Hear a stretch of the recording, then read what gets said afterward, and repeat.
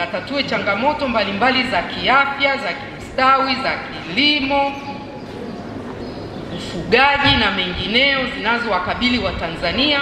Tunaona viashiria vya upungufu wa maadili na masuala ya ujumla ya kuimarisha familia, mahusiano na ukatili. Hii ni fursa kwenu wahitimu, mnapomaliza kuweza kuungana na kuweza kushirikiana na wenzenu wengine kuweza kuanzisha vyuo. Serikali itaendelea kuboresha mazingira ya vyuo vyetu ili wananchi wazidi kupata fursa ya kujiendeleza kimasomo na kupata elimu ya kati na ya juu.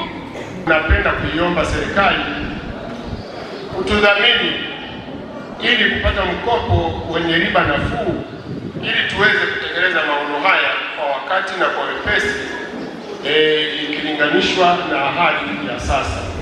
Tunashukuru Mwenyezi Mungu sana kwa siku ya leo, kwa sababu watoto hawa toka wameingia mwaka wa kwanza wamekuwa na maadili mema, na ndiyo maana imewafanya leo hii wanahitimisha safari yao ya masomo hayo. Wamehitimisha kwa sababu wamezingatia kilichowaleta hapa chuoni, lakini pia pamoja kuzingatia masomo wamekuwa na nidhamu bora sana. Nidhamu bora ndiyo imewafanya ili waweze kuhitimu masomo yao. Nitaenda kutimiza wajibu wangu vizuri kabisa, nitajali wagonjwa, afya ya wagonjwa, sitafanya mambo ambayo ni kinyume na sheria ya famasia.